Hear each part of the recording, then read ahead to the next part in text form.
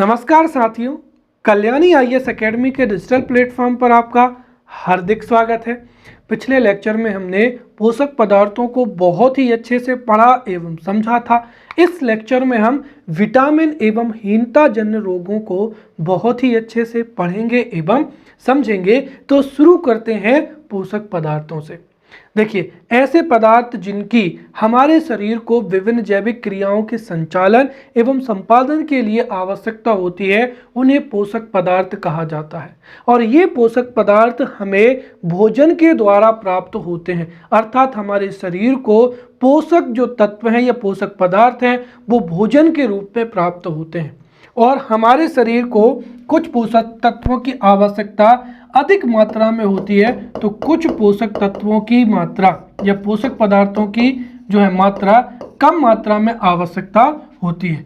और इस आधार पर हम पोषक पदार्थों को दो भागों में वर्गीकृत कर सकते हैं। एक हो जाएगा मैक्रोन्यूट्रिएंट्स,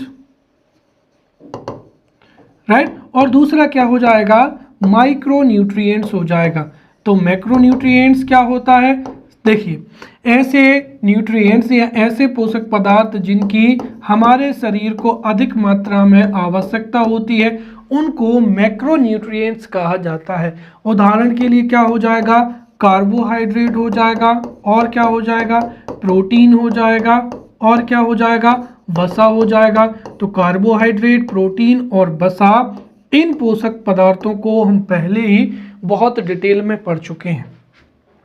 फिर ऐसे पोषक तत्व जिनकी हमारे शरीर को अल्प मात्रा में या कम मात्रा में आवश्यकता होती है, उनको माइक्रोन्यूट्रिएंट्स कहते हैं। उदाहरण के लिए अगर हम देखें तो यहाँ पर हो जाएंगे खनिज लवण, राइट, खनिज लवण। और खनिज लवण या खनिज तत्वों को हमने पिछले लेक्चर में बहुत ही डिटेल में पढ़ लिया है, राइट। फिर अगर हम देखें तो कुछ ऑर्गेनिक अम्ल, इनकी भी आवश्यकता होती है। साथ ही साथ क्या हो जाएंगे, विटामिन हो जाएंगे। तो विटामिन जो है हम इस लेक्चर में पढ़ेंगे। तो कुल मिलाकर विटामिन ऐसे पोषक तत्व होते हैं जिनकी हमारे शरीर को कम या अल्प मात्रा में आवश्यकता होती है, और जो हमारे शरीर की विभिन्न जैविक क्रियाओं के संचालन एवं संपादन में महत्वपूर्ण भूमिका निभाते हैं, उन्हें ही क्या कहा जाता है, विटामिन कहा जाता है, राइट। अब हम यहाँ पर डिटेल में विटामिन की परिभाषा क्या होती है, राइट, विटामिन किसे कहा जाता है, इनको हम बहुत ही अच्छे से यहाँ पर समझने वाले। तो यहाँ पर 5 नंबर का प्रश्न पूछा जा सकता है कि विटामिन से क्या तात्पर्य है, उदाहरण देकर समझाइए, राइट। तो जैसा कि हमने देखा, विटामिन ऐसे पोषक पदार्थ होते हैं जिनकी शरीर को अल्प या कम मात्रा में आवश्यकता होती है, तथा जो हमारे शरीर को विभिन्न जैविक क्रियाओं के संचालन एवं संपादन के लिए अनिवार्य होते हैं, उन पोषक पदार्थों को ही विटामिन कहा जाता है। और अगर हम विटामिन की रासायनिक संरचना की दृष्टि से देखें तो विटामिन कार्बनिक यौगिक होते हैं, राइट। विटामिन कार्बनिक यौगिक होते हैं जो शरीर के सामान्य विकास और शरीर के रखरखाव के लिए आवश्यक होते हैं, और ये हमें प्राकृतिक खाद्य पदार्थों से प्राप्त होते हैं। तो ये भी हम परिभाषा लिख सकते हैं कि विटामिन कार्बनिक यौगिक होते हैं जो शरीर के सामान्य विकास एवं शरीर के रखरखाव के लिए महत्वपूर्ण होते हैं, और विटामिन हमारे शरीर को भोजन से प्राप्त होते हैं, राइट। इसके साथ ही विटामिन के महत्व को हम इस बात से स्पष्ट कर सकते हैं। देखिए, हम भोजन में कार्बोहाइड्रेट एवं वसा को ऊर्जा के रूप में ग्रहण करते हैं, और हमारे शरीर को अगर देखें तो हमारे शरीर को 50 से 75% जो ऊर्जा है वो कार्बोहाइड्रेट से प्राप्त होती है, और 20 से 30% जो ऊर्जा है वो कहाँ से, वसा से प्राप्त होती है। तो कार्बोहाइड्रेट एवं वसा का ठीक से उपयोग करके ऊर्जा उत्पादन में उत्प्रेरक के रूप में कार्य करते हैं। इसीलिए मनुष्य एवं जंतुओं को अपने विकास एवं शारीरिक रखरखाव के लिए जो है विटामिन की आवश्यकता होती है। कुल मिलाकर अगर विटामिन नहीं होंगे तो कार्बोहाइड्रेट एवं वसा से जो है ऊर्जा प्राप्त करने में कठिनाई होगी। इसीलिए जो है विटामिन हमारे शरीर के लिए बहुत ही अनिवार्य माने जाते हैं और ये सबसे अच्छी परिभाषा है। अगर 3 नंबर में हो तो हम इस परिभाषा को मेंशन कर सकते हैं कि विटामिन कार्बनिक यौगिक होते हैं और विटामिन कार्बोहाइड्रेट एवं वसा का ठीक से उपयोग करके ऊर्जा उत्पादन में उत्प्रेरक के रूप में कार्य करते हैं। इसीलिए मनुष्य को अपनी ऊर्जा आवश्यकताओं की पूर्ति के लिए तथा शारीरिक रखरखाव के लिए विटामिन की आवश्यकता होती है। साथ ही साथ जो विटामिन है वो कार्बनिक यौगिक होते हैं और ये कैसे होते हैं? जटिल कार्बनिक यौगिक होते हैं और ये हमारे शरीर की जो उपापचयी अभिक्रियाएं हैं उसमें उत्प्रेरकों की क्रियाओं को क्या करते हैं? नियंत्रित करते हैं। तो विटामिन, ये दूसरे शब्दों में हम परिभाषा लिख सकते हैं, विटामिन जटिल कार्बनिक यौगिक होते हैं जो कि शरीर की उपापचयी अभिक्रियाओं में उत्प्रेरकों की क्रियाओं को नियंत्रित करते हैं। जो विटामिन शब्द है ये 2 शब्दों से मिलकर बना है। एक क्या हो जाएगा यहाँ पर हम देखें तो VIT, राइट, और क्या हो जाएगा? AMINS हो जाएगा। तो विटामिन विटा और आमीन से मिलकर बना है, जिसमें विटा का अर्थ होता है जीवन और आमीन का अर्थ क्या होता है? नाइट्रोजन होता है। तो विटामिन शब्द में विटा जीवन को और जो है आमीन नाइट्रोजन को दर्शाता है, अर्थात ये नाइट्रोजन युक्त जो है पोषक तत्व होते हैं जो कि हमारे जीवन के लिए बहुत ही महत्वपूर्ण होते हैं।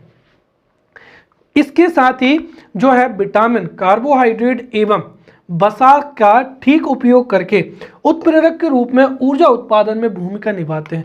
इसीलिए मनुष्य एवं जंतु विटामिन के बिना नहीं रह सकते हैं। साथ ही साथ विटामिन का संश्लेषण भी मनुष्य के शरीर के द्वारा या जंतुओं के शरीर के द्वारा संभव नहीं है, अर्थात विटामिन जो है भौतिक पदार्थों के रूप में ही ग्रहण किए जा सकते हैं। हालांकि इसका अपवाद है विटामिन डी और एवं क्या हो जाएगा? विटामिन के। तो विटामिन के एवं विटामिन डी ऐसे विटामिन हैं जिनका जो है संश्लेषण या जिनका निर्माण शरीर के द्वारा कर लिया जाता है। वहीं जो अधिकांश विटामिन है वो शरीर के द्वारा संश्लेषित नहीं होते हैं और चूंकि ये हमारे लिए या मनुष्य एवं जंतुओं के लिए बहुत ही महत्वपूर्ण होते हैं, इसीलिए इनका भोज्य पदार्थों में उपस्थित होना अति अनिवार्य होता है। चूंकि ये हमारे शरीर के लिए अल्प मात्रा में आवश्यक होते हैं, इसीलिए इनको माइक्रोन्यूट्रिएंट्स के रूप में भी जाना जाता है। जो विटामिन है वो खाद्य पदार्थों से प्राप्त होते हैं, परंतु यदि खाद्य पदार्थों में विटामिन की कमी हो जाती है तो उस कमी की वजह से कई जैविक जो उपापचयी क्रियाएं हैं वो प्रभावित होंगी और इससे कई प्रकार के रोग या बाधियां उत्पन्न होती हैं। तो विटामिन की कमी से कुछ रोग उत्पन्न होते हैं और उन रोगों को ही क्या कहा जाता है? अपूर्णता रोग या हीनता जन्य रोग कहा जाता है या डेफिशिएंसी रोग कहा जाता है, राइट। और इसके साथ ही इनकी कमी से चूंकि रोग होता है और अगर इनकी पूर्ति होती रहे तो हमारा शरीर स्वस्थ रहता है, इसीलिए इनको सहायक आहार या संरक्षित खाद्य पदार्थ या इनको क्या कहा जाता है? वृद्धि तत्व भी कहा जाता है। साथ ही साथ जो भोज्य पदार्थों में जो विटामिन होते हैं जो कि कई प्रकार के होते हैं, उनका नाम अंग्रेजी वर्णमाला के अनुसार रखा जाता है, जैसे vitamin A, vitamin C, vitamin D, vitamin E और विटामिन क्या हो जाएगा? के आदि हो जाएगा। तो विटामिन का नाम जो है वो अंग्रेजी वर्णमाला के अनुसार किया गया है। क्लियर? अब हम विटामिन के प्रकार समझते हैं। तो विटामिन के प्रकारों को समझते हैं, लेकिन आधार क्या है? विलेयता या घुलनशीलता, कि विटामिन जल में और वसा में घुल सकते हैं या नहीं। तो विलेयता या घुलनशीलता के आधार पर विटामिन 2 प्रकार के होते हैं या विटामिन को 2 वर्गों में विभाजित किया जा सकता है। पहला जल में घुलनशील, तो ऐसे विटामिन जो जल में घुल सकते हैं उनको जल में घुलनशील विटामिन कहते हैं। उदाहरण हो जाएगा विटामिन बी और विटामिन क्या हो जाएगा? सी। तो विटामिन बी और विटामिन सी जल में घुलनशील विटामिन होते हैं, राइट। साथ ही साथ दूसरा हो जाएगा यहाँ पर वसा में घुलनशील विटामिन। तो वसा में घुलनशील विटामिन होते हैं vitamin A, vitamin D, vitamin E और विटामिन के। इसीलिए आपसे कई बार जो ऑब्जेक्टिव क्वेश्चन पूछा जाता है कि सब्जियां धोते समय कौन सा विटामिन सबसे अधिक जो है नष्ट होता है या पकते समय, तो वो कौन सा हो जाएगा, विटामिन सी हो जाएगा। तो बी और सी जल में घुलनशील होते हैं और बाकी के ए डी ई के वसा में घुलनशील विटामिन होते हैं। अब हम यहाँ पर विटामिन की खोज संबंधित कुछ तथ्यों को समझते हैं। जाहिर सी बात है, अगर मुख्य परीक्षा में विटामिन का कोई भी क्वेश्चन पूछा जाता है तो ये जो जानकारी है ये एक तरीके से फैक्चुअल डाटा आप किसी भी जो है उत्तर में पुट कर सकते हैं और इससे आपका उत्तर की जो है प्रासंगिकता बढ़ेगी। तो विटामिन की खोज की अगर हम बात करें तो देखिए, विटामिन हमारे शरीर के लिए अल्प मात्रा में महत्वपूर्ण पोषक तत्व होते हैं और इनकी खोज दरअसल एफ हॉपकिंस ने की थी, परंतु एफ हॉपकिंस ने इन सूक्ष्म पोषक तत्वों के लिए विटामिन शब्द का प्रयोग नहीं किया था। तो विटामिन की खोज का जो श्रेय है वो एफ हॉपकिंस को दिया जाता है, परंतु सी फंक पहले व्यक्ति थे जिन्होंने इनके लिए विटामिन शब्द का प्रयोग किया था और इन्होंने 1911 ईस्वी में विटामिन का जो है विटामिन शब्द का प्रयोग किया था। इसलिए विटामिन शब्द का जो विटामिन के जनक हैं वो सी हॉपकिंस को माना जाता है, सी फंक को भी आपने पढ़ा होगा।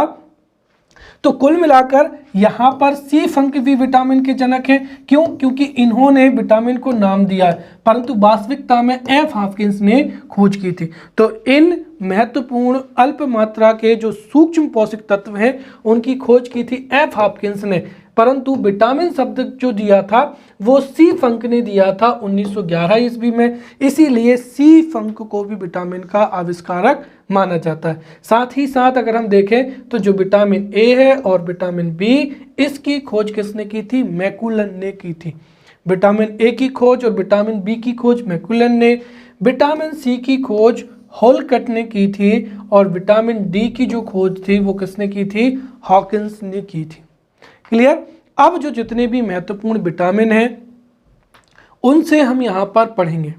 अब जितने भी विटामिन हैं उनसे 5 नंबर का प्रश्न पूछे जाने की संभावना है। कैसे प्रश्न आ सकता है कि विटामिन ए से आप क्या समझते हैं, राइट? इसकी कमी से कौन कौन से रोग होते हैं तथा विटामिन ए के महत्वपूर्ण जो स्रोत हैं उनके बारे में समझाइए।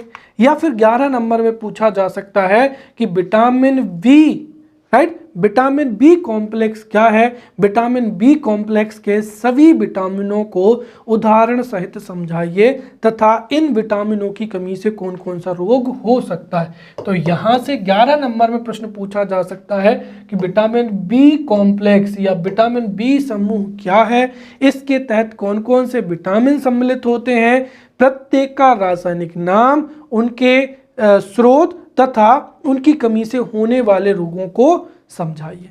या हो सकता है पूछ सकते हैं कि विटामिन सी का रासायनिक नाम बताते हुए विटामिन सी की कमी से कौन कौन से रोग होते हैं स्पष्ट कीजिए। या फिर हो सकता है विटामिन डी क्या होता है समझाइए। 5 नंबर में ये प्रश्न जो है वो पूछा जा सकता है। तो हम एक एक करके जितने भी विटामिन हैं सबको बहुत अच्छे से पढ़ेंगे। सबसे पहला हो जाएगा विटामिन ए, राइट? तो देखिए विटामिन ए का रासायनिक नाम क्या होता है? रेटिनॉल होता है। क्लियर?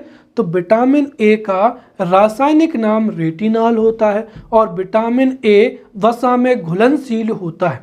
विटामिन ए एक महत्वपूर्ण विटामिन है जिसका संचय यकृत में होता है या लीवर में होता है। साथ ही साथ इसका प्रमुख कार्य है दृष्टि रंगाओं, राइट, ये विजुअल पिगमेंट्स के संश्लेषण में भाग लेता है। अर्थात अगर विटामिन ए की पूर्ति होती है तो जो दृष्टि रंगा या विजुअल पिगमेंट्स हैं उनकी आपूर्ति होती रहती है और नेत्र संबंधी जो है बीमारियां नहीं होती है। परंतु यदि विटामिन ए की कमी होगी तो विजुअल पिगमेंट्स की जो है संश्लेषण नहीं हो पाएगा और इसी वजह से विटामिन ए की कमी से रतौंधी है, जेरोफ्थेल्मिया है, आंखों से संबंधित कई बीमारियां होती हैं। क्लियर? तो विटामिन ए का रासायनिक नाम रेटिनॉल है, ये वसा में घुलनशील होता है और मानव शरीर में इसका संचय यकृत में होता है। विटामिन ए की सबसे महत्वपूर्ण विशेषता है कि यह दृष्टि रंगाओं या विजुअल पिगमेंट्स के संश्लेषण में भाग लेता है।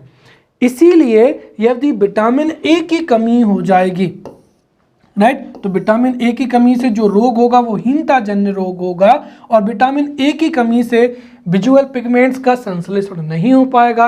इसी वजह से दृष्टि संबंधी कई जो है समस्या होती, जैसे क्या हो जाएगा, रतौंधी हो जाएगा, जिसमें व्यक्ति को एक विशेष समय आयु के पश्चात जो है दिखना बंद हो जाता है, जीरोफ्थेल्मिया रोग हो जाएगा, या फिर आंखें शुष्क हो जाती हैं और दृष्टि क्या होती है, समाप्त हो जाती है, राइट। तो विटामिन ए की कमी से रतौंधी नामक रोग होता है, जीरोफ्थेल्मिया नामक रोग होता है, आंखें शुष्क हो जाती हैं और दृष्टि समाप्त हो जाती है। अब विटामिन ए का स्रोत क्या है?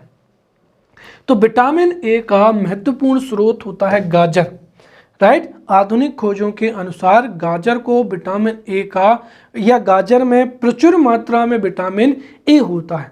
देखिए, कई पोषक तत्व जो होते हैं उनमें एक से अधिक विटामिन होते हैं, परंतु कुछ जो पोषक तत्व होते हैं उनमें किसी एक विटामिन की प्रचुरता अधिक होती है। तो जैसे अगर हम देखें तो जो गाजर है, गाजर में विटामिन ए प्रचुर मात्रा में पाया जाता है। वैसे ही जो पीले रंग के फल होते हैं, जैसे पपीता हो जाएगा, राइट, आम हो जाएगा, तो गाजर है और पीले रंग के फल हैं, साथ ही साथ सुनहरे चावल, तो सुनहरा चावल है, पीले रंग के फल हैं, गाजर है, इनमें विटामिन ए प्रचुर मात्रा में पाया जाता है। इसके अलावा जो हरी पत्तेदार सब्जियां हैं, मछली है, यकृत तेल है, कलेजी है, अंडे की जर्दी है, दूध है, पनीर है, इनमें भी विटामिन ए भरपूर मात्रा में पाया जाता है। अब हो जाएगा दूसरा जो है विटामिन बी समूह या विटामिन बी कॉम्प्लेक्स। देखिए, विटामिन बी समूह जो है वो कई विटामिन का समूह होता है, इसीलिए इस विटामिन को बी कॉम्प्लेक्स या विटामिन बी समूह कहा जाता है। तो विटामिन बी जो है वो कई विटामिनों का समूह है, राइट, और इसमें विटामिन बी1 आता है, विटामिन बी2 आता है, vitamin B3, B5, B6, B12, बी7 और बी क्या हो जाएगा, 11 हो जाएगा। साथ ही साथ विटामिन बी की एक और महत्वपूर्ण विशेषता है कि विटामिन बी और विटामिन सी दोनों ही क्या है, जल में घुलनशील है। तो विटामिन बी जो है जल में घुलनशील विटामिन है, साथ ही साथ इसमें नाइट्रोजन भी पाया जाता है। अगर हम विटामिन शब्द को अलग करें तो उसमें वीटा और क्या होता है, आमिन आता है, जिसमें वीटा का अर्थ होता है जीवन और आमिन का अर्थ क्या होता है, नाइट्रोजन, अर्थात इनमें नाइट्रोजन भी पाया जाता है, जिसकी पुष्टि विटामिन बी समूह से होती है। तो विटामिन बी कई विटामिन का समूह है, इसलिए इसको विटामिन बी समूह कहते हैं। यह जल में घुलनशील होता है और इसमें नाइट्रोजन पाया जाता है। विटामिन बी समूह में इतने जो है विटामिन सम्मिलित होते हैं, जिसमें हम एक एक करके इनको जो है समझने का प्रयास करते हैं। सबसे पहला हो जाएगा विटामिन बी1। तो देखिए, विटामिन बी1 का रासायनिक नाम है थायमिन, राइट, और विटामिन बी1 का रासायनिक नाम क्या है, थायमिन है, जिसका नामकरण सी फंक के द्वारा किया गया था। तो विटामिन बी का रासायनिक नाम जो है थायमिन है और यह भी क्या है, जल में घुलनशील होता है। यदि शरीर को विटामिन बी की कमी होती है, विटामिन बी1 की, तो विटामिन बी1 की कमी से बेरी रोग हो जाता है और इस बेरी रोग में शरीर अत्यंत दुर्बल हो जाता है, हाथ पैरों में दर्द व सूजन होता है तथा हृदय की गति बढ़ जाती है। तो विटामिन बी1 की कमी से बेरी रोग होता है। और साथ ही साथ इसका मुख्य स्रोत कौन कौन से हो जाएंगे, तो विटामिन बी1 के मुख्य स्रोत हैं खमीर, गाजर, गेहूं, चावल, दूध। अब दूध, देखिए, कुछ भोज्य पदार्थ ऐसे हैं जिनमें लगभग सभी प्रकार के विटामिन पाए जाते हैं, जैसे दूध हो जाएगा, हरी सब्जियां हो जाएंगी, साबुत अनाज हो जाएंगे, सोयाबीन हो जाएंगे, समुद्री भोजन हो जाएगा, और विशेषकर ये खमीर, गाजर, गेहूं में पाया जाता है। तो विटामिन बी1 का रासायनिक नाम थायमिन है, जल में घुलनशील है, इसकी कमी से बेरी रोग होता है। क्लियर। अब अगला हो जाएगा विटामिन बी2। विटामिन बी2 का रासायनिक नाम राइबोफ्लेविन है और ये भी क्या है, जल में घुलनशील है, राइट। तो विटामिन बी2 का रासायनिक नाम राइबोफ्लाविन, जल में घुलनशील होता है। और विटामिन B2 की ये विशेषता है कि ये कार्बोहाइड्रेट तथा अन्य पदार्थों के उपापचय में भाग लेता है। ये इसकी एक प्रमुख विशेषता है कि विटामिन B2 कार्बोहाइड्रेट तथा अन्य पदार्थों के उपापचय में भाग लेता है। विटामिन B2 की कमी से जो है शरीर के भार में कमी आ जाती है, व्यक्ति का जो है वजन या भार कम हो जाता है। तो विटामिन B2 की कमी से एक तो भार में कमी आती है, साथ ही साथ त्वचा संबंधी जैसे होंठ फट जाते हैं, राइट। उसके साथ ही जो जिह्वा है, राइट, जिह्वा तथा त्वचा में क्या होता है, रूखापन आ जाता है। तो विटामिन B2 की कमी से भार कम हो जाता है, साथ ही साथ ओंठ है, जिह्वा है या त्वचा में रूखापन आ जाता है, राइट। विटामिन जो B2 है इसके स्रोत हैं दूध, मटर, सेम, ईस्ट, मांस, अंडा, हरी पत्तेदार सब्जियां इत्यादि। फिर अगला हो जाएगा विटामिन B3। विटामिन B3 का रासायनिक नाम नियासिन या निकोटिनामाइड है। तो निकोटिनामाइड या नियासिन जो है विटामिन B3 का रासायनिक नाम है। और विटामिन B3 की कमी से पेलेग्रा या 4D सिंड्रोम रोग हो जाता है, जिसको आगे हम हीनता जन रोग में और डिटेल में समझेंगे। विटामिन B3 के जो स्रोत हैं वो मांस हो जाएंगे, दूध, मूंगफली, गन्ना और टमाटर। क्लियर। फिर हो जाएगा विटामिन B5। विटामिन B5 का रासायनिक नाम पेंटाथोनिक एसिड होता है। और ये जो पेंटाथेनिक एसिड है या B5 है ये भी जल में घुलनशील होता है। विटामिन B5 या पेंटाथेनिक एसिड की कमी से बाल जो है सफ़ेद हो जाते हैं और साथ ही साथ इसकी वजह से मानसिक वृद्धि भी क्या होती है, अवरुद्ध होती है, राइट। मानसिक विकार उत्पन्न होता है, मानसिक विकास रुक जाता है, पाचन क्रिया में खराबी आती है, साथ ही साथ वृद्धि में कमी भी आती है और जनन क्षमता में कमी भी होती है। तो विटामिन B5 की कमी से सबसे महत्वपूर्ण जो लक्षण है वो बालों का सफ़ेद होना, बच्चों का मंदबुद्धि का होना। इसके अलावा वृद्धि में कमी, जनन क्षमता में कमी, राइट, मानसिक विकास रुक जाना इत्यादि। इसके जो प्रमुख स्रोत हैं उनमें क्या हो जाएंगे, स्प्राउट्स जैसे अंकुरित गेहूं है, आलू है, अनाज की क्या हो जाएगी, बाहरी परत हो जाएगी, बादाम, टमाटर, पत्तेदार सब्जियां इत्यादि। अब अगला हो जाएगा विटामिन B6 जिसका रासायनिक नाम क्या है, पारिडॉक्सिन है। तो विटामिन B6 का रासायनिक नाम पारिडॉक्सिन है और ये भी जल में घुलनशील है। विटामिन B6 की कमी से शारीरिक वृद्धि क्या होती है, अवरुद्ध हो जाती है, अर्थात जो शारीरिक अंग हैं उनका विकास पूर्ण तरीके से नहीं हो पाता है और उनकी कार्य प्रणाली भी प्रभावित होती है। दो ऐसे विटामिन हैं जिनकी कमी से एनीमिया की शिकायत होती है, वो है विटामिन B6 और विटामिन क्या हो जाएगा यहाँ पर, B12 भी हो जाएगा। तो यहाँ पर जो विटामिन B6 है, B6 की कमी से आरक्तता की स्थिति क्या होती है, उत्पन्न होती है। और आरक्तता क्या होता है मैंने बताया था, राइट, कि हमारे आरबीसी में हीमोग्लोबिन पाया जाता है। तो रक्त की आरबीसी में हीमोग्लोबिन होता है जो कि ऑक्सीजन से अभिक्रिया करके ऑक्सी हीमोग्लोबिन बनाता है और इसी के माध्यम से पूरे शरीर में जो है रक्त का संचरण होता है। अगर हीमोग्लोबिन की मात्रा कम होगी तो रक्त के द्वारा ऑक्सीजन ले जाने की क्षमता भी कम हो जाएगी। इस स्थिति को ही क्या कहते हैं, अरक्तता कहते हैं। और अरक्तता की स्थिति में जो है, अरक्तता की स्थिति में कमजोरी होती है और ज़्यादा ही अगर एनीमिया बढ़ता है तो आंखों के सामने अंधेरा छा जाना, चक्कर आना, राइट, बहुत ज़्यादा दर्द होना, ये अरक्तता के क्या होते हैं, लक्षण होते हैं। तो विटामिन B6 की कमी से या विटामिन B6 जिसका नाम पारिडॉक्सिन है, पारिडॉक्सिन, इसकी कमी से एनीमिया जो है रोग हो सकता है, राइट। और शारीरिक वृद्धि भी क्या होती है, अवरुद्ध हो जाती है। इसके प्रमुख स्रोत पे हो जाएंगी हरी सब्जियां, मांस हो जाएगा, कलेजी हो जाएंगे, ये सब इसके उदाहरण हो जाएंगे। अब vitamin B7, right, vitamin B7 का रासायनिक नाम बायोटीन है, साथ ही साथ इसको विटामिन H के नाम से भी जाना जाता है। तो विटामिन H विटामिन B7 ही होता है, जिसका रासायनिक नाम क्या है, बायोटीन है।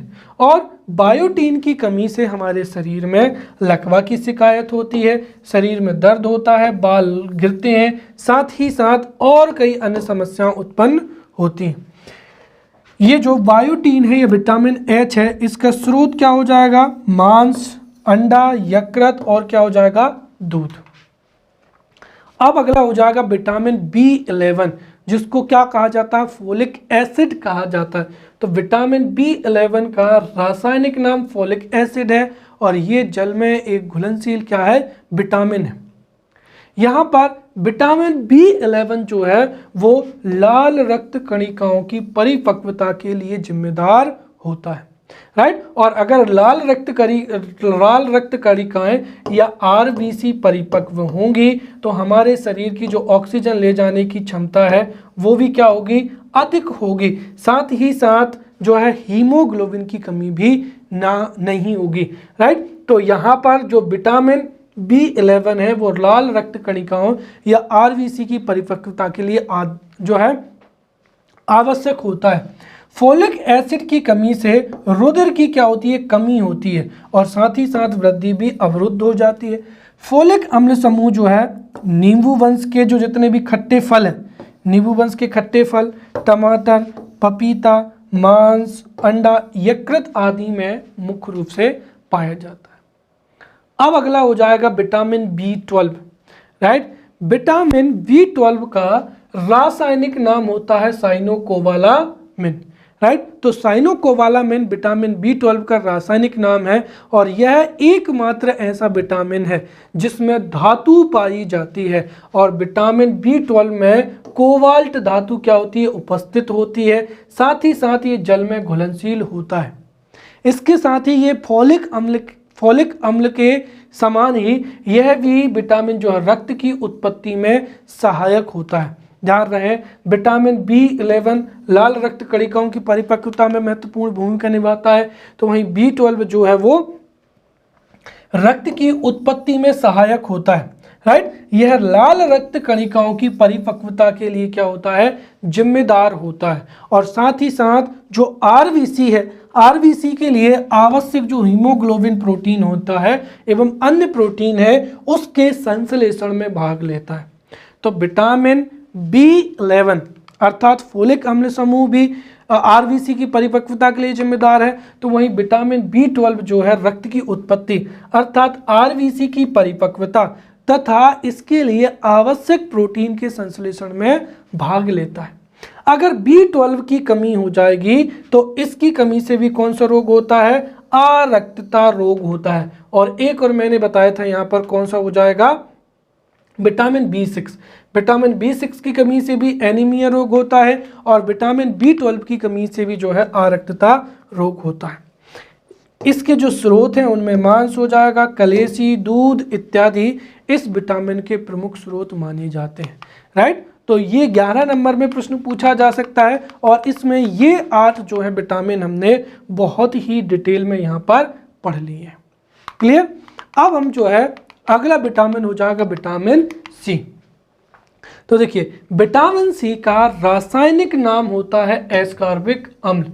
इसका रासायनिक नाम एस्कॉर्बिक अम्ल होता है। साथ ही साथ विटामिन B एवं विटामिन C दो ऐसे विटामिन हैं वो जल में घुलनशील होते हैं, अर्थात ये भी क्या होता है, जल में घुलनशील होता है। मानव शरीर में यदि विटामिन C की कमी हो जाए तो उससे स्कर्वी नामक रोग हो जाता है और स्कर्वी रोग होने के साथ साथ मसूड़ों में जो है मसूड़े फूल जाते हैं, मसूड़ों से रक्त आता है। साथ ही साथ जिस व्यक्ति को स्कर्वी नामक रोग होता है उसके घाव जल्दी से नहीं भरते हैं। तो ये विटामिन C की कमी से होने वाला हीनता जन्य रोग है। अब विटामिन C किस में पाया जाता है, तो विटामिन C पाया जाता है खट्टे फलों में, जैसे सुनहरा चावल, पीले फल और गाजर में प्रचुर मात्रा में विटामिन ए पाया जाता है। वैसे ही विटामिन C सबसे अधिक प्रचुर मात्रा में पाया जाता है आंवले में। आंवला विटामिन C का सबसे प्रमुख स्रोत है। इसके साथ ही जो खट्टे फल जैसे नींबू है, संतरा है, जो है मौसम्बी इत्यादि सभी विटामिन C के प्रचुर स्रोत होते हैं। इसके अलावा हरी सब्जियां हो जाएंगी, पत्तेदार सब्जियां हो जाएंगी, राइट, टमाटर है, अंकुरित अनाज है, ये भी विटामिन सी के क्या है, प्रमुख स्रोत हैं। अगला हो जाएगा विटामिन डी। देखिए विटामिन डी का रासायनिक नाम होता है कैल्सीफेरॉल। तो विटामिन डी का रासायनिक नाम कैल्सीफेरॉल होता है और यह विटामिन जल में घुलनशील होता है। विटामिन डी वह विटामिन है जो हड्डियों को मजबूती प्रदान करता है। हमने देखा था कि कैल्शियम, फास्फोरस के अतिरिक्त जो विटामिन डी है ये हमारी हड्डियों को मजबूती प्रदान करता है एवं हड्डियों के विकास में महत्वपूर्ण भूमिका निभाता है। तो ये विटामिन हड्डियों को मजबूती प्रदान करता है। साथ ही साथ गर्भस्थ शिशु को भी स्वस्थ रखने में विटामिन डी महत्वपूर्ण भूमिका निभाता है। विटामिन डी हमने देखा था कि जो अधिकांश विटामिन है वो मनुष्य के द्वारा भोजन से ग्रहण किए जाते हैं और मनुष्य के शरीर के द्वारा विटामिन का संश्लेषण नहीं होता है, परंतु दो विटामिन, विटामिन के और विटामिन डी ऐसे विटामिन हैं जिनका संश्लेषण मनुष्य के शरीर के द्वारा किया जाता है।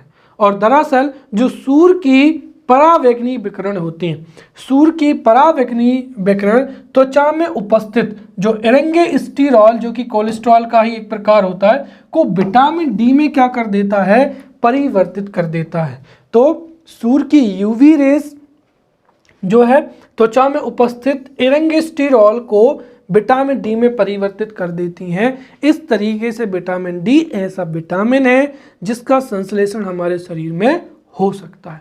तो विटामिन डी हड्डियों की मजबूती प्रदान करता है और इसका संश्लेषण हो सकता है। और यूवी रेज जो परावैंगनी विकिरण है, राइट, परावैंगनी विकिरण एरेंगेस्ट्रॉल जो कि त्वचा में पाया जाता है उसको विटामिन डी में परिवर्तित कर देता है। अब अगर विटामिन डी की कमी हो जाएगी, अगर कोई व्यक्ति धूप में नहीं आएगा, वो किसी गुफा में या किसी जेल में अगर बंद है, तो लंबे समय तक अगर वो धूप में नहीं आएगा या उसको विटामिन डी की कमी हो जाएगी तो उससे उसमें रिकेट्स एवं ऑस्टोमलेशिया जो है वो रोग हो सकता है। और रिकेट्स जो रोग होता है वो बच्चों में होता है, राइट। अगर बच्चों को, जो बच्चे हैं उनको लंबे समय तक अगर विटामिन डी की आपूर्ति नहीं होगी तो बच्चों में रिकेट्स हो जाता है, जिसमें बच्चों की हड्डियां जो हैं वो टेढ़ी मेढ़ी हो जाती हैं और इस रोग को सूखा रोग के नाम से भी जाना जाता है। वहीं वयस्कों में विटामिन डी की कमी से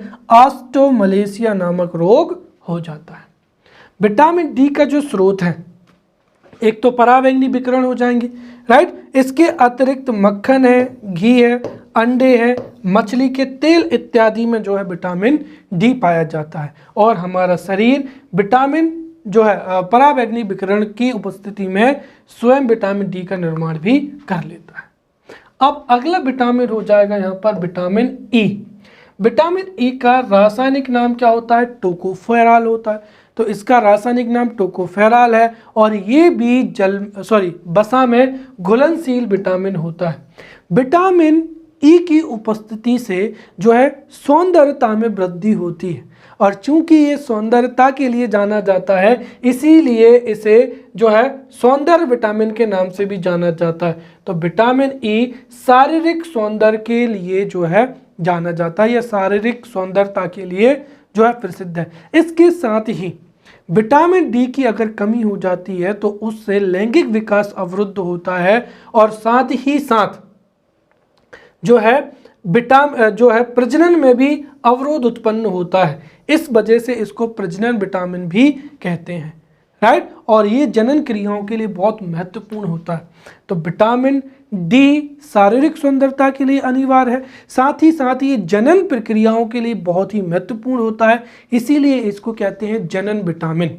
यदि विटामिन ई की कमी हो जाती है तो इससे व्यक्ति जो है नपुंसक भी हो सकता है, अर्थात इससे जनन जो क्रियाएं हैं वो बहुत बुरी तरीके से प्रभावित हो सकती हैं और व्यक्ति की जो प्रजनन शक्ति वो क्षीण भी हो सकती है। तो विटामिन ई की कमी से व्यक्ति नपुंसक हो सकता है और उसकी प्रजनन शक्ति भी क्षीण हो सकती है।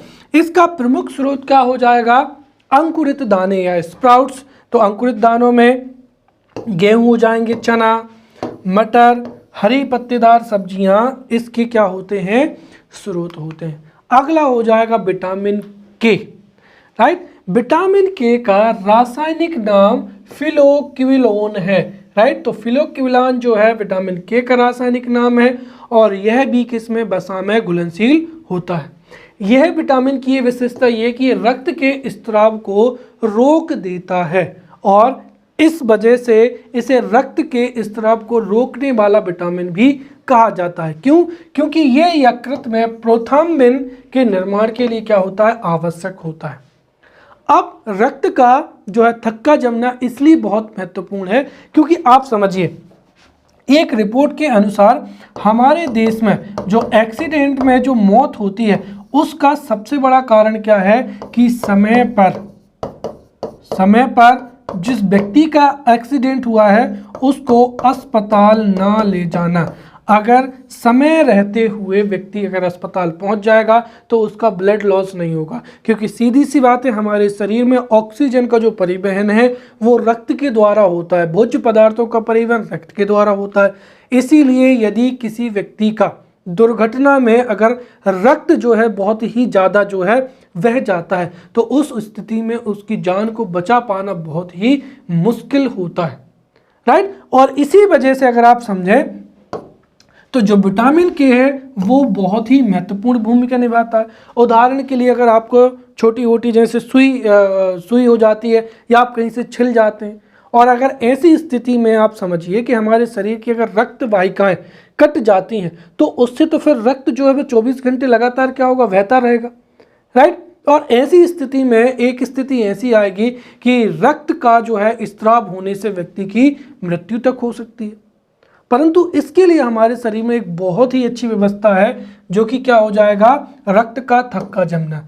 रक्त का थक्का या क्लॉट जमने की वजह से अगर थोड़ा बहुत भी जो रक्त वाहिकाएं कटी होती हैं वहाँ पर जो रक्त कणिका होती हैं वो आकर जाली रूप में बना लेती हैं, इससे ब्लड लॉस क्या होता है, रुक जाता है, राइट। तो विटामिन के का रासायनिक नाम फिलोक्विनोन है और ये रक्त के थक्का या रक्त के स्राव को रोकने में महत्वपूर्ण भूमिका निभाता है क्योंकि यह यकृत में प्रोथ्राम्बिन के निर्माण के लिए आवश्यक होता है जो कि रक्त के थक्का जमने की प्रक्रिया में महत्वपूर्ण भूमिका निभाता है। इसकी कमी से क्या होता है, यदि किसी व्यक्ति के शरीर में विटामिन के की कमी हो जाएगी तो रक्त का थक्का या क्लॉट जो है नहीं बनता है। क्यों? उसका कारण क्या है कि अगर विटामिन के की कमी होगी तो उससे यकृत में प्रोथ्राम्बिन का निर्माण नहीं होगा और प्रोथ्राम्बिन का निर्माण नहीं होगा तो उससे रक्त का थक्का भी नहीं बनेगा, जिससे उस व्यक्ति का रक्त स्राव बहुत अधिक हो सकता है। और हो सकता है कि अगर वो समय पर उसके रक्त स्राव को नहीं रोका गया तो उससे उसकी जान को भी खतरा हो सकता है। इसका प्रमुख स्रोत क्या है, हरी पत्तेदार सब्जियां, टमाटर, पनीर इत्यादि जो है इसके प्रमुख स्रोत हैं। अब हम हीनता जन्य या डेफिशिएंसी डिसीज के बारे में पढ़ते हैं, राइट। और यहाँ से भी 11 नंबर का प्रश्न पूछा जा सकता है कि हीनता जन्य रोग कौन से रोग होते हैं, उदाहरण देकर समझाइए। या हीनता जन्य रोग से आप क्या समझते हैं, उदाहरण सहित इनकी व्याख्या कीजिए। तो समझते हैं हीनता जन्य रोग के बारे में। कुल मिलाकर हमने देखा है कि हमारे शरीर की सभी जैविक क्रियाओं के सुचारू संचालन, राइट, संचालन एवं समन्वय के लिए पोषक तत्वों की आवश्यकता होती है। यदि हमारे शरीर को पोषक तत्व पर्याप्त मात्रा में प्राप्त नहीं होंगे तो उससे कई प्रकार की जैविक जो हैं क्रियाएं प्रभावित होंगी और उससे कई रोग भी उत्पन्न हो सकते हैं। और जो रोग शरीर को पोषक तत्वों की कमी में या अभाव की स्थिति में उत्पन्न होते हैं उनको ही हीनता जन्य रोग कहा जाता है। तो हम सीधा कह सकते हैं कि ऐसे रोग जो पोषक पदार्थों की कमी के कारण या पोषक पदार्थों के अभाव के कारण मानव शरीर में उत्पन्न होते हैं उन्हें ही हीनता जन्य रोग कहा जाता है। तो ऐसे रोग जो पोषक पदार्थों की कमी या अभाव की वजह से उत्पन्न होते हैं उन्हें ही हीनता जन्य रोग कहते हैं। अर्थात यदि हमारे शरीर के संचालन के लिए आवश्यक पोषक पदार्थ जैसे कार्बोहाइड्रेट है, प्रोटीन है, वसा है, खनिज लवण है इत्यादि की कमी से अगर कोई रोग उत्पन्न होता है या उनकी कम आपूर्ति के कारण कोई रोग उत्पन्न होता है तो उसे ही हीनता जन्य रोग कहते हैं। उदाहरण के लिए स्कर्वी रोग, रिकेट्स रोग इत्यादि। अब हम यहाँ पर प्रमुख हीनता जन्य रोगों के बारे में पढ़ेंगे। जितने भी हीनता जन्य रोग हैं इनको हम पहले ही बहुत अच्छे से डिटेल में पढ़ चुके हैं, राइट। और अधिकांश तो जो रोग हैं, जैसे अगर आप देखें तो हमने हर एक विटामिन की कमी से होने वाला जो हीनता रोग है, जैसे बेरी रोग है तो इसके बारे में हमने समझ लिया है। विटामिन B12 है तो इसकी कमी से कौन कौन से रोग होते हैं, कौन कौन सी समस्याएं होती हैं। तो जितने भी जो हीनता जन्य रोग हैं उनको हमने बहुत अच्छे से पढ़ लिया है। और कुछ रोगों को मैंने बोला था कि मैं डिटेल में आपको यहाँ पर समझाऊंगा। तो हो सकता है कि यहाँ पर ये प्रश्न पूछ लिया जाए कि हीनता जन्य रोग किसे कहते हैं, प्रमुख हीनता जन्य रोगों के उदाहरण सहित या लक्षणों सहित उनकी व्याख्या कीजिए। तो हम यहाँ पर जो है इनको एक तरीके से फॉर्मेट में समझ लेते हैं। तो प्रमुख हीनता जन्य रोग में हो जाएगा क्वासी-ओरकर रोग, राइट। क्वासी-ओरकर रोग एक हीनता जन्य रोग है जो कि प्रोटीन की कमी से होता है। किसकी कमी से होता है?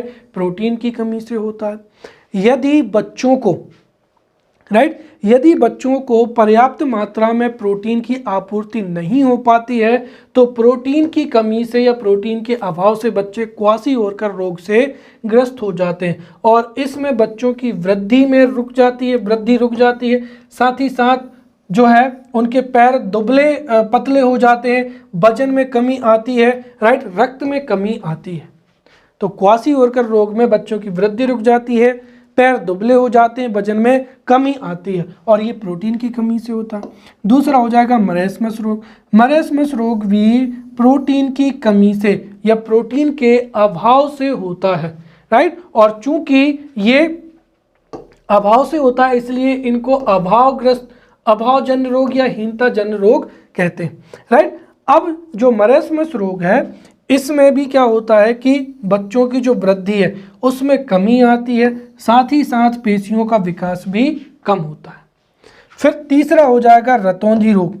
देखिए, रतौंधी रोग ऐसा हीनता जन्य रोग है जो कि विटामिन ए के अभाव में होता है और विटामिन ए के अभाव से रतौंधी होता है जिससे एक समय विशेष के बाद व्यक्ति को दिखाई देना क्या होता है? बंद हो जाता है। क्लियर। फिर हो जाएगा बेरी रोग। तो देखिए, बेरी रोग एक ऐसा हीनता जन्य रोग है जो कि विटामिन B1 या थायमिन की कमी से होता है और विटामिन B1 की कमी से बेरी रोग होता है जिससे तंत्रिका तंत्र पर जो है व्यापक प्रभाव पड़ता है। तंत्रिका तंत्र जो है तंत्रिका तंत्र सही तरीके से कार्य नहीं करता है और अगर इसकी जो है बीमारी अगर अधिकता की स्थिति हो तो इससे लकवा भी हो सकता है। जब जो बेरी रोग होता है तो बेरी रोग में एक तो वजन में कमी आती है, पाचन तंत्र बिगड़ जाता है, कमजोरी आती है, साथ ही साथ तंत्रिका तंत्र क्या होता है? प्रभावित होता है। फिर हो जाएगा पेलेग्रा रोग या जिसको 4D सिंड्रोम रोग भी कहते हैं। तो पेलेग्रा जो रोग है वो विटामिन B3 की कमी से होता है, राइट। और विटामिन B3 की कमी से जो है पेलेग्रा रोग होता है, इससे मस्तिष्क एवं तंत्रिका तंत्र पर नकारात्मक प्रभाव पड़ता है। पेलेग्रा रोग में कई प्रकार के जो है लक्षण होते हैं, जैसे जीभ का लाल रंग होना, पाचन तथा मानसिक संतुलन बिगड़ना। तो मानसिक संतुलन बिगड़ना, पाचन का संतुलन बिगड़ना, साथ ही साथ शरीर में दानेदार संरचना का बनना, ये पेलेग्रा के क्या होते हैं? लक्षण होते हैं, जिससे मस्तिष्क प्रभावित होता है, तंत्रिका तंत्र पर नकारात्मक प्रभाव पड़ता है, विटामिन B3 की कमी से ये रोग होता है। फिर हो जाएगा स्कर्वी रोग जिसको अभी हमने समझा था। स्कर्वी रोग विटामिन सी की कमी से होता है और स्कर्वी रोग में दांत एवं मसूड़े प्रभावित होते हैं, साथ ही साथ जो है घाव भरने की क्षमता क्या होती है, कम होती है और व्यक्ति के घाव जल्दी नहीं भरते हैं, इसलिए स्कर्वी रोग में व्यक्ति की मृत्यु भी हो जाती है। सातवां हो जाएगा रिकेट्स रोग। जो रिकेट्स रोग है वो विटामिन डी की कमी से होता है और अगर विटामिन डी की कमी होगी तो उससे हड्डियों के निर्माण में क्या होगी, बाधा उत्पन्न होगी और फलस्वरूप रिकेट्स रोग में जो है हड्डियां क्या होती हैं, कमजोर हो जाती हैं, साथ ही दांत का विकास भी ठीक तरीके से नहीं होता है। और बाकी जो रोग हैं उनको हमने जितने भी पोषक तत्व पढ़े हैं उनके साथ साथ ही हम जितने भी हीनताजन रोग थे उनको समझते चले गए थे। तो हमने यहाँ पर जो है विटामिन तथा हीनताजन्य रोगों को बहुत ही अच्छे से पढ़ लिया है। अगले लेक्चर में मिलते हैं, तब तक के लिए धन्यवाद।